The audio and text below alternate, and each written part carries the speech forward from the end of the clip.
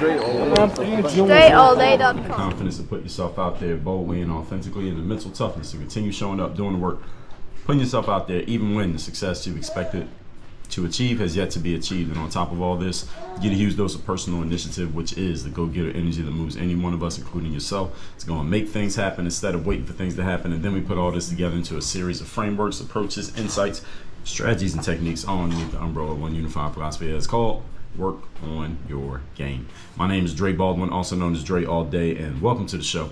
And today's topic is how to break through resistance. I'll explain what that means, and of course I'm going to tell you how to do it.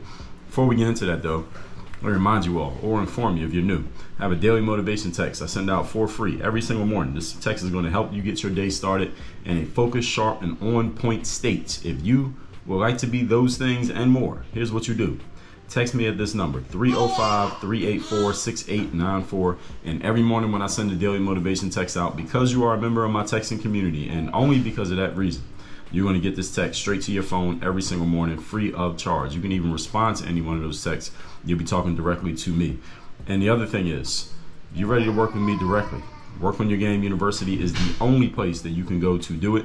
Inside of Work on Your Game University, you will see on that website, workonyourgameuniversity.com, you'll see exactly what step you need to take next to work with me direct. All the information you need is right there on that page. It's so simple, you won't even have to scroll that far. You won't have to scroll at all to know exactly what to do next to work with me direct inside of the university. If mindset, strategy, systems, and accountability, if any of those are your language, if any of those are what you know you need to move forward, or you think they might be what you need to move forward, or you're not even sure what you need to move forward, but I sound like I might be able to help you, go to workonyourgameuniversity.com and stop playing around with your life and stop wasting the most valuable resource you have, which is your time, trying to figure out what to do. Indecision is one of the key factors that contribute to failure. Make a decision, go to workonyourgameuniversity.com and let me help you figure out with clarity what your next steps will be. Now let's get into the class, which is how to break through resistance. The definition of resistance is the impending, slowing, or stopping effect exerted by one material thing on another. Resistance can be internal or external. I'm out of the definition now. Resistance can be internal or external. Internal resistance are things like, and you tell me if any of these sound like you, procrastination, laziness, aversion to getting something done. External resistance can be things like any kind of barrier that you believe is in your way, a condition that you cannot overcome, or people who are in some way blocking you from getting done what you want to get done. Those are all different versions or examples of resistance. Today, we're going to talk about how to break through these resistances that you may feel or find or don't even know are in the way of you achieving your desired outcomes. Does that sound like something that could benefit you? Good. We're going to get right into it right now. Point number one.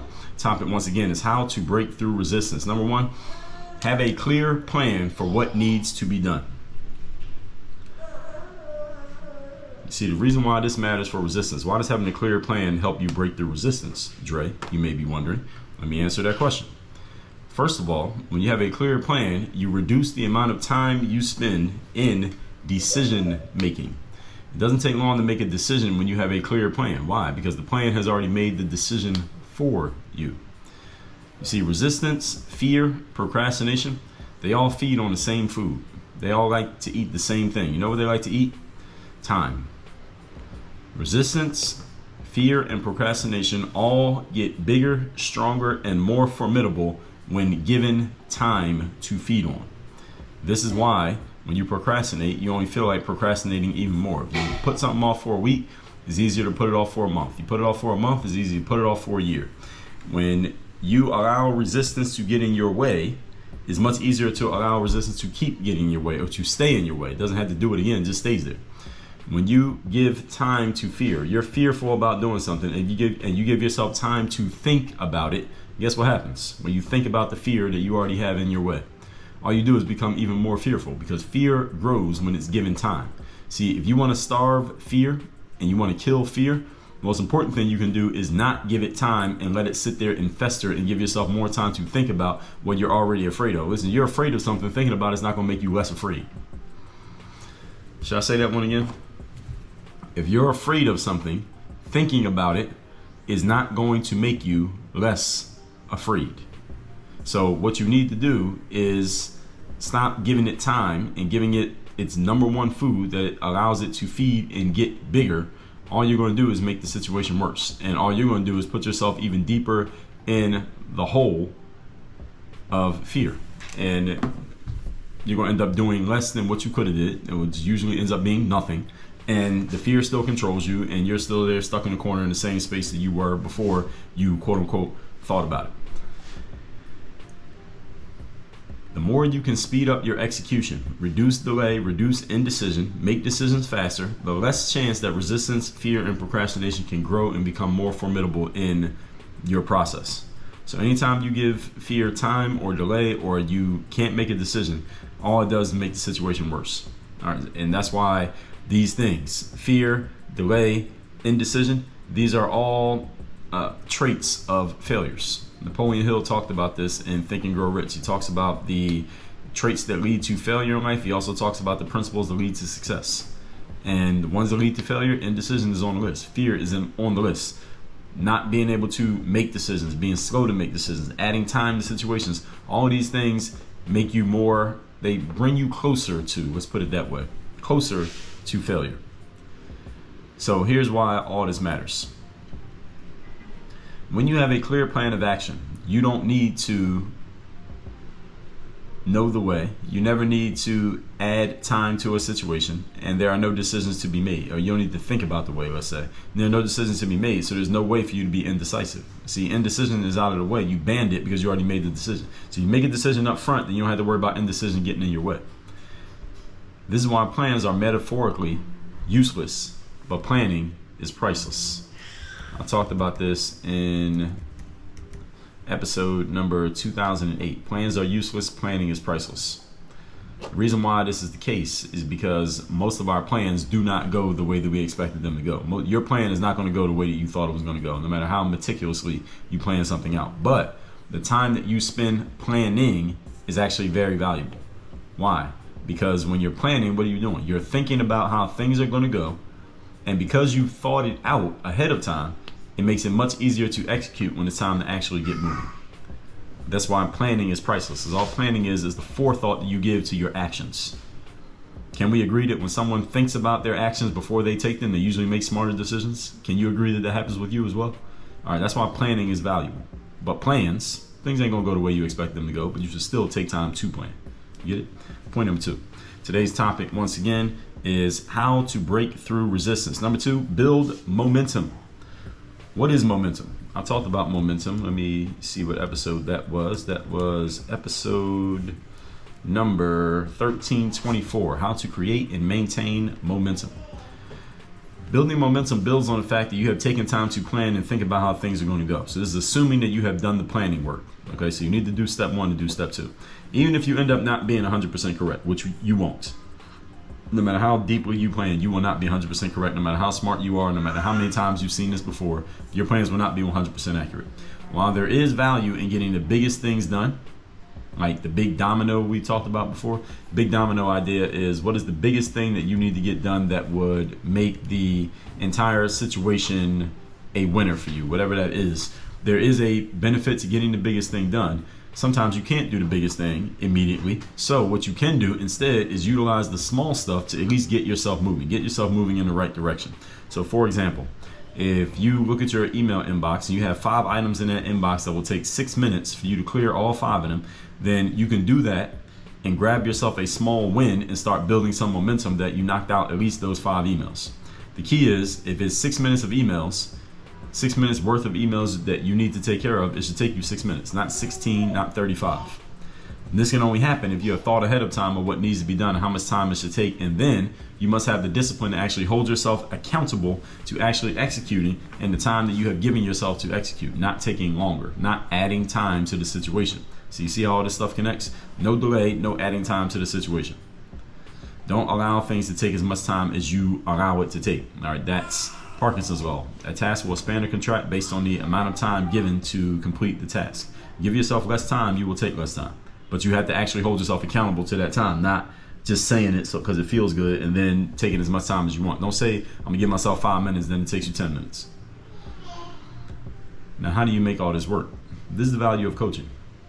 Most of the time when people are being coached, one thing that they want, or when people are being coached, there's one thing that they want, even if they don't express it. That is accountability. What is accountability? Accountability is you being held responsible for getting done what you said you were going to get done, and someone being able to call you out and point out to you when you do not do what you said you were going to do. That is what accountability means. Every human being will perform better when held accountable than they will when not held accountable. Even the most disciplined, hardest working, most hard-nosed individual performs better when they are being held accountable than when they are not being held accountable. Even take someone like Michael Jordan, who is known as one of the mentally toughest players, also obviously a very skilled and talented player, but one of the mentally toughest players out there. And he was a guy, if you watch that Chicago Bulls series that came out in the spring of 2020 about Michael Jordan and the Chicago Bulls. No, Michael Jordan was a very self-driven individual. Kobe Bryant, another one. Self-driven individuals. However, there were times, Phil Jackson, I once heard him say this, that sometimes during a game, Phil will call Michael Jordan over, like during a free throw or a timeout, and he'd pull Michael aside and he'd say, hey, Michael, you're not playing as hard as you could be playing right now. And Michael would kind of smirk at Phil and say, yeah, Phil, I know.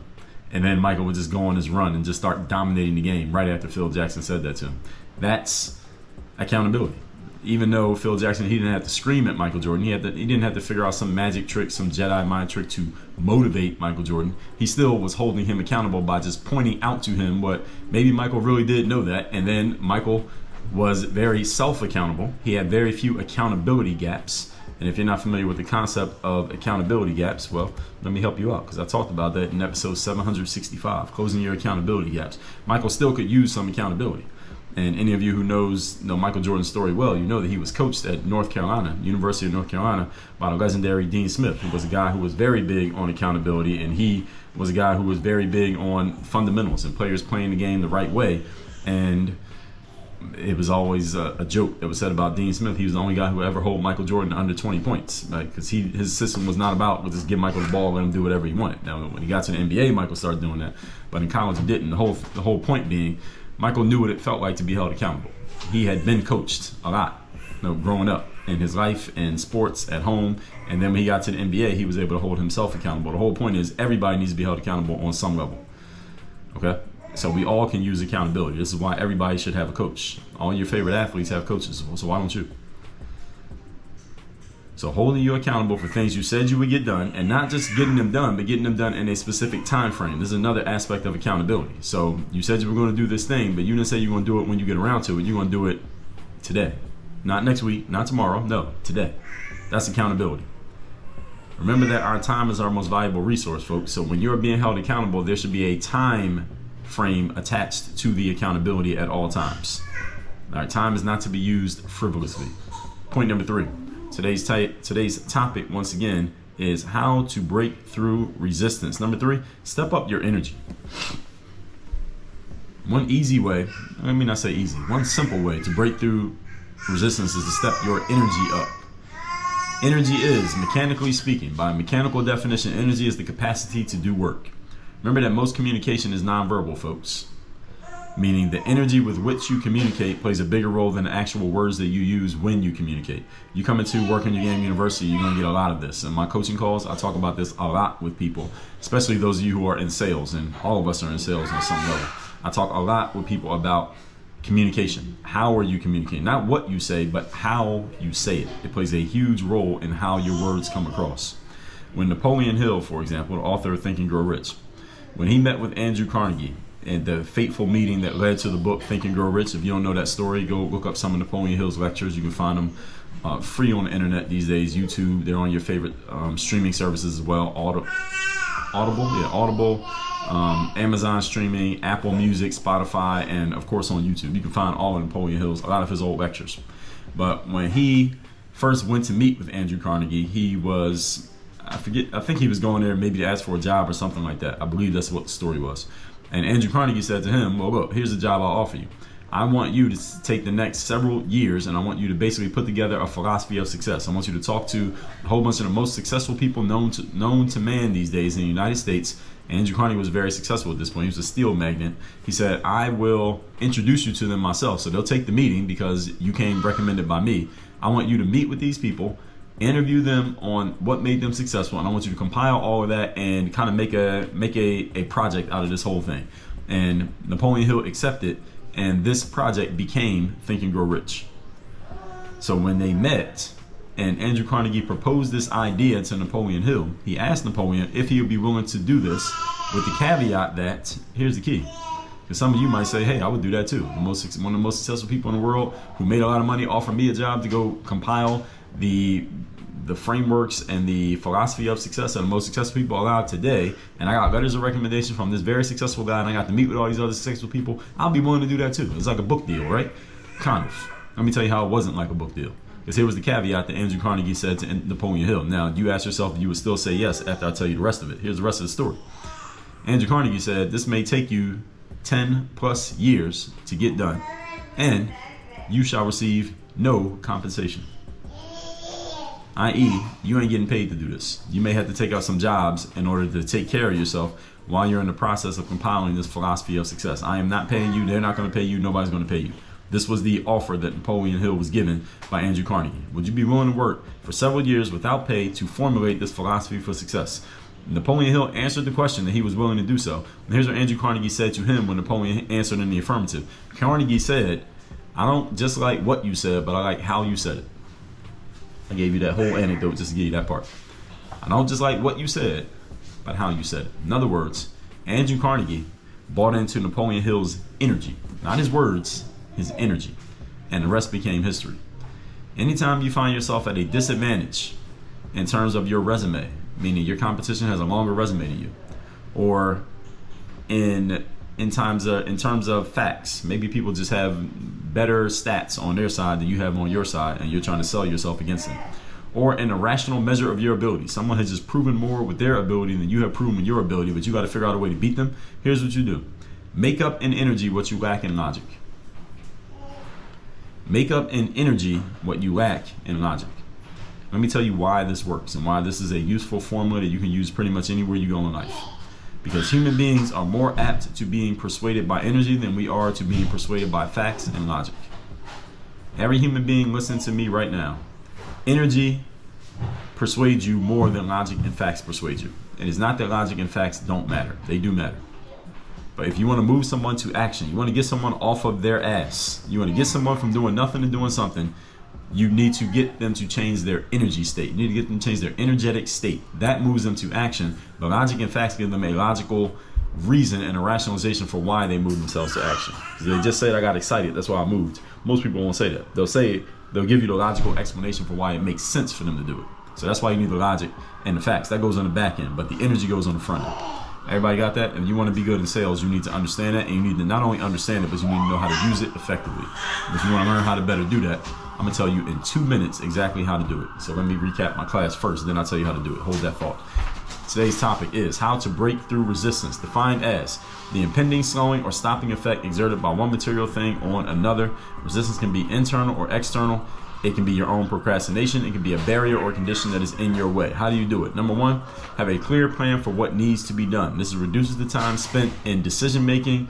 All resistance, fear, and procrastination, they feed on the same food: time, delay, and indecision. So when you get over these things, you will be able to, first of all, when you have a clear plan, you will be able to get through these things. So let me not say that backwards. So this is why plans are metaphorically useless, but planning is priceless, because you have taken time to think about things, and that reduces the amount of time you need when it comes time to take action. Therefore, you don't give fear and indecision and delay their favorite food. Number two, build momentum. The law of inertia states an object in motion tends to remain in motion. That's what momentum is. When an object not in motion tends to remain not in motion, that's called stagnation. They're two sides of the same coin. Momentum builds on the fact that you already have the plan, so you don't need to think about things. And this is how you get yourself moving. Sometimes you want to do the big thing, but you may not be able to do it right now. It may be a condition in your way, but you can start by doing small things to at least build the momentum of movement. Everybody get it? So if you tell yourself it's going to take me 6 minutes to get something done, get it done in 6 minutes. It's a small thing, but it gets you momentum. You have at least been able to check off a box. And this is the value of accountability. You need to make sure that you're holding yourself accountable or being held accountable to not only doing what you said you're going to do, but doing it in a time frame that matters. The time frame matters so much because time is our most valuable resource, should not be used frivolously. And number three, step up your energy. Energy is the capacity to do work in mechanical terms. When Napoleon Hill met with Andrew Carnegie and Carnegie proposed to him to do the project that led to the book Think and Grow Rich, it was Napoleon Hill's energy when he confirmed that he would take on the project, not his words, that convinced Andrew Carnegie that Napoleon Hill was the guy to do it. And Napoleon Hill was a big nobody at that point when he was supposed to do that project. He became somebody because of Think and Grow Rich, not after he did the project. I mean, not before he did the project, but after he did the project. So anytime you find yourself at a logical disadvantage, use your energy to make up for what you lack in logical argument points, for lack of a better term. Now, what I told you I was going to tell you. First of all, text me and let me know you want to get my daily motivation for free every morning. Here's my number, 305-384-6894. Secondly, workonyourgameuniversity.com. If you want to be held accountable, you want to learn how to sell, you want to learn how to use your words the right way, not just your words, but your energy. Not only the energy, the persuasion and influence, but also the logic and the rational and the facts. Combine them in a way that you'll be able to move other people to action to get what you want, by helping them get what they want. Go to workonyourgameuniversity.com. Amongst other things, you will learn inside of the university. Again, workonyourgameuniversity.com. Work on your game. Dre all day.